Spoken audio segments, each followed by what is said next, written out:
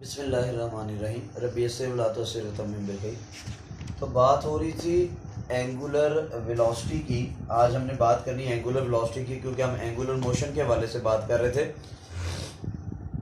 तो ये बात है, लीनियर वेलोसिटी क्या होती थी?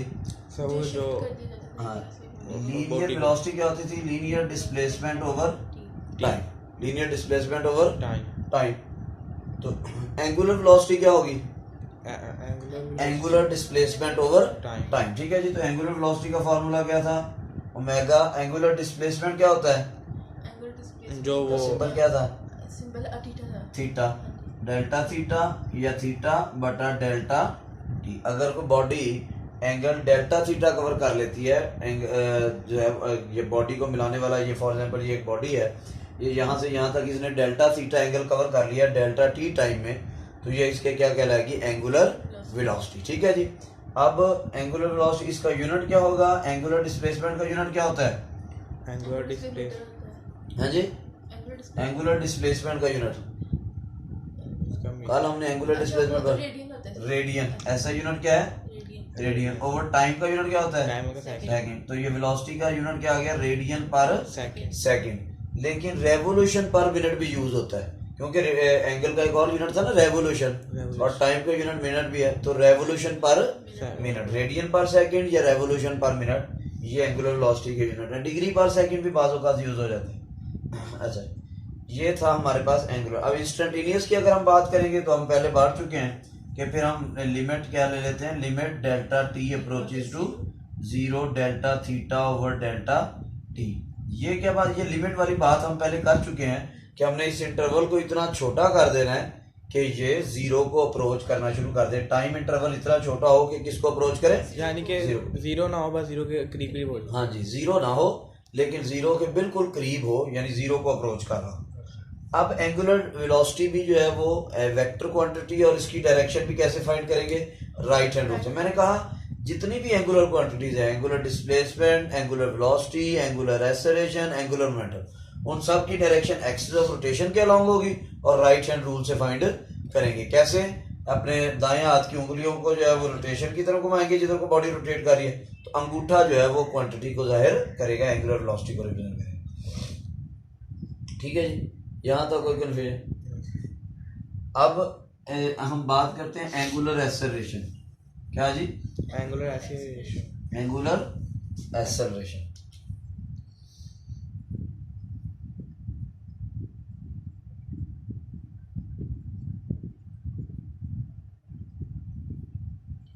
एंगुलर एक्सेलरेशन क्या होता है? वैसे लीनियर एक्सेलरेशन क्या होता था? लीनियर एक्सेलरेशन को किससे रिप्रेजेंट करते थे? ए से। वो किसके इक्वल होता था? वो होता था वेलोसिटी। क्या velocity? vf minus vi divided by हाँ, rate of change of velocity। Velocity, sorry, rate of change of velocity, linear velocity, या इसको कह सकते थे vf minus vi over delta T. इसी तरह ही एंगुलर एक्सेलरेशन को रिप्रेजेंट करते हैं अल्फा से। किससे रिप्रेजेंट करते हैं? अल्फा। ये है अल्फा, अल्फा। और ये क्या होता है? Rate of change of angular velocity. यानी अगर एक बॉडी थी, उसकी एंगुलर वेलोसिटी पहले थी ओमेगा आई, बाद में होगी ओमेगा एफ, और पहले टाइम इंटरवल था टी एफ, पहले था टी आई, बाद में क्या हो गया? T f. तो इसको मैं लिख सकता हूँ delta omega over delta t. तो rate of change of angular velocity is known as angular acceleration. ठीक हो गया जी। ये भी वेक्टर क्वांटिटी है, इसकी डायरेक्शन भी किधर को होती है? एक्सिस ऑफ रोटेशन के अलॉन्ग होती है। राइट हैंड रूल से फाइंड करते हैं। अगर इंस्टेंटेनियस एक्सेलरेशन लेना होगा, क्या लेना होगा?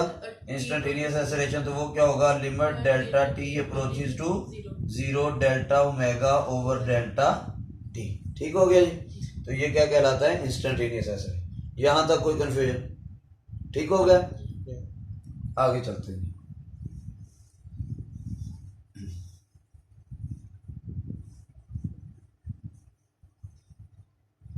अब हम बात करते हैं, हम रिलेशन निकालते हैं लीनियर वेलोसिटी और एंगुलर वेलोसिटी। लीनियर वेलोसिटी और एंगुलर वेलोसिटी। जैसे मैंने कहा था, ये एक बॉडी थी, ये मूव कर रही थी ऐसे। आप जरा गौर से बात सुनिएगा। मैंने कहा था ये बकरी है और ये रस्सी है। बकरी की मोशन कौन सी है? लीनियर। लीनियर। बकरी की मोशन कौन सी है? लीनियर। लीनियर। बकरी ऐसे सीधी, असल में बकरी जाना चाह रही है सीधा। बकरी कैसे जाना चाह रही है? सीधा। लेकिन इस रस्सी की वजह से वो ये दायरे में घूम रही है। नहीं समझ आई बात की? जैसे वो पकड़ाई है चार्जर,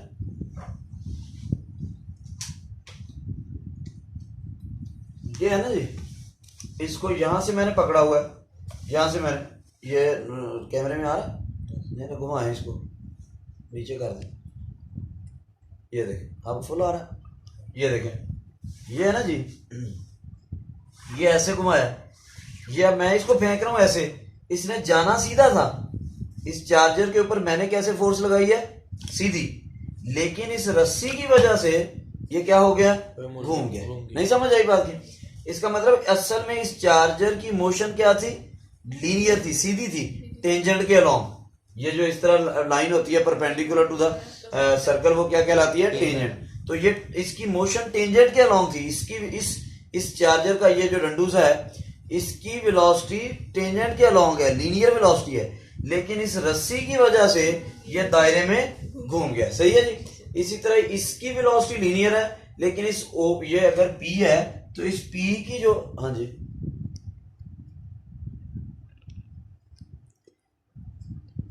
इस P की जो मोशन है वो लीनियर है, लेकिन इस OP की मोशन एंगुलर है।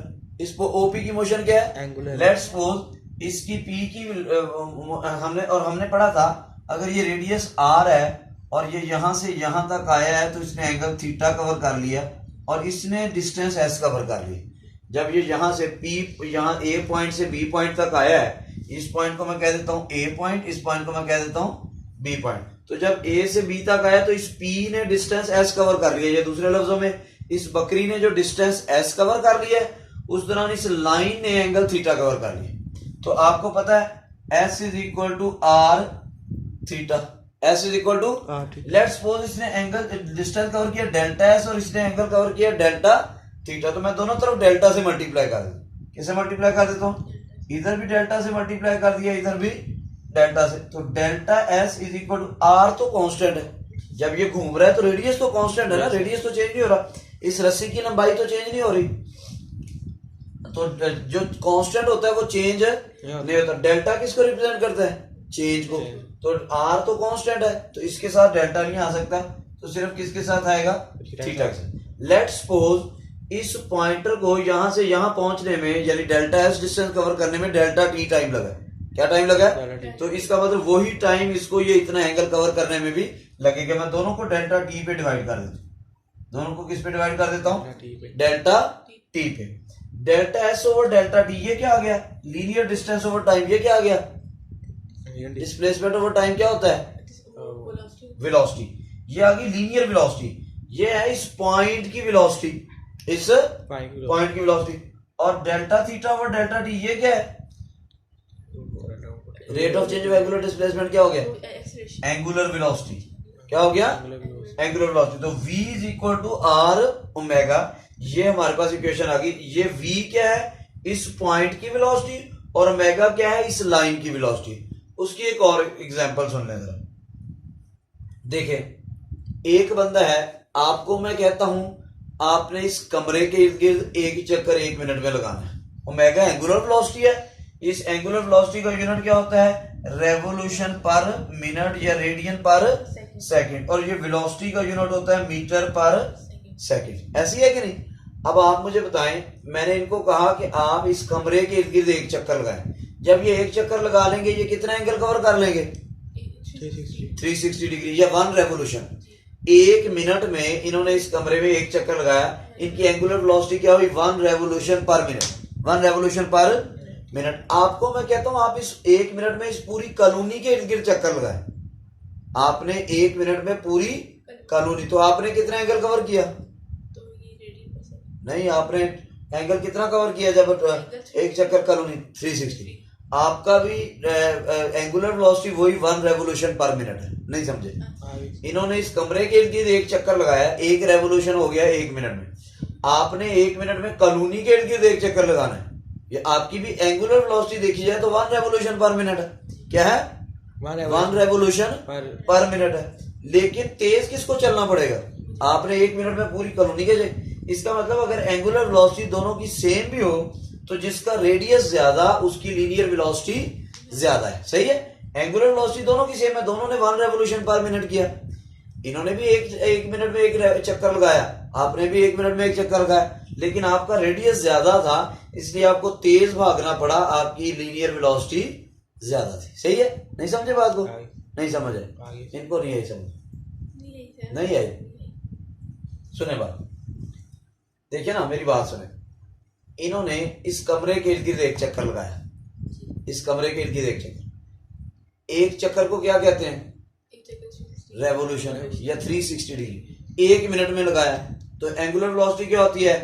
रेवोल्यूशन पर मिनट, 1 रेवोल्यूशन पर मिनट। ठीक है, आपने इस कॉलोनी के इर्द गिर्द 1 मिनट में एक चक्कर लगाया तो आपने भी कितने चक्कर लगाए? 1 रेवोल्यूशन पर मिनट। आपकी भी एंगुलर वेलोसिटी, आपकी भी 1 रेवोल्यूशन पर मिनट है, इनकी भी 1 रेवोल्यूशन पर मिनट। इन्होंने इस कमरे के इर्द गिर्द 1 मिनट में चक्कर लगाना है, आपने कॉलोनी के इर्द गिर्द लगाना है, तो तेज किसको भागना पड़ेगा? आपको। इसका मतलब एंगुलर वेलोसिटी दोनों की 1 रेवोल्यूशन पर मिनट है, लेकिन भागने वाला जो लीनियर वेलोसिटी है वो किसकी ज्यादा है? आपकी ज्यादा है। क्यों ज्यादा है? क्यों ज्यादा है?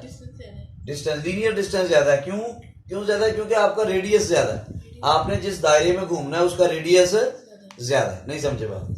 अगर 2 बंदे हैं, एक को मैं कहूँ छोटे से दायरे में एक चक्कर लगा के आओ 1 मिनट में, एक बंदा उसको मैं कहूँ बड़े दायरे में एक चक्कर लगाओ, आना दोनों ने 1 मिनट में, तो कौन आराम से कर लेगा और कौन तेज करेगा? छोटे दायरे वाला जल्दी कर लेगा।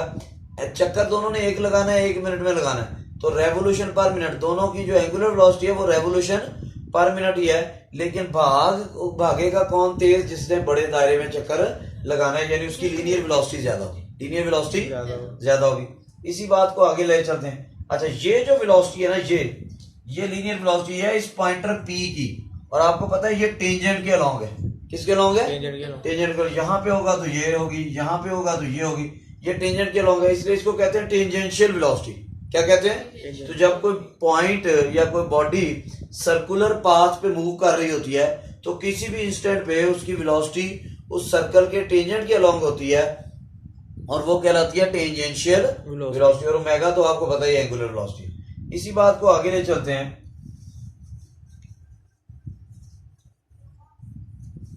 हमारे पास था V is equal to R omega, V is equal to, मैं इसको ये निकाला है, मैं इसको फिर दोबारा डेल्टा से मल्टीप्लाई कर रहा हूं, delta V is equal to delta R into delta into R omega. तो डेल्टा V किसके इक्वल आ गया? R into delta omega. दोनों को किससे डिवाइड करता हूं? डेल्टा T से, डेल्टा T से। तो डेल्टा V और डेल्टा T ये क्या आ गया? ये हमारे पास एक्सेलरेशन, लीनियर एक्सेलरेशन इस पॉइंट का, और ये R इंटू डेल्टा ओमेगा और डेल्टा T क्या आ गया? Angular acceleration alpha. ठीक है, तो ये क्या कहलाता है? ये कहलाता है टेंजेंशियल एक्सेलरेशन, टेंजेंट क्या होंगे ना, तो ये कहलाता है टेंजेंशियल एक्सेलरेशन, और अल्फा क्या है? Angular acceleration. तो ये हमने लीनियर वेलोसिटी और एंगुलर वेलोसिटी के में देखें 3 चीजें थी। S is equal to R theta, linear displacement और एंगुलर डिस्प्लेसमेंट के दरमियान रिलेशन, लीनियर वेलोसिटी और एंगुलर वेलोसिटी के दरमियान रिलेशन, और लीनियर एक्सेलरेशन और एंगुलर एक्सेलरेशन के दरमियान हमने रिलेशन निकाल लिया है। ये था। इसका मतलब अगर कोई बॉडी जो है, अगर एक ही बॉडी पे 2 पॉइंट्स हैं, ये वाला पॉइंट है और ये वाला पॉइंट है, दोनों की लीनियर वेलोसिटी, दोनों की एंगुलर वेलोसिटी देखिए ना, जब ये बॉडी घूमेगी तो ये पॉइंट भी एक चक्कर मुकम्मल कर लेगा, ये पॉइंट भी एक चक्कर। अगर फॉर एग्जांपल ये 1 सेकंड में ये पॉइंटर ऐसे घूम जाता है, तो इस पॉइंट ने भी जो है वो 360 डिग्री पर सेकंड है इसकी एंगुलर वेलोसिटी, और इसकी भी 360 डिग्री पर सेकंड है। लेकिन लीनियर वेलोसिटी किसकी ज्यादा होगी? जिसका रेडियस ज्यादा होगा। यानी दोनों पॉइंट्स की एंगुलर वेलोसिटी तो सेम होगी रिजिड बॉडी के ऊपर, लेकिन उनकी लीनियर वेलोसिटी जिसका रेडियस ज्यादा होगा उसकी ज्यादा। नहीं समझ आ रही बात है? ठीक हो गया। इसी तरह एंगुलर एक्सेलरेशन की बात, इसको रीड कर लेते हैं। पेज नंबर 101 पे आ जाए,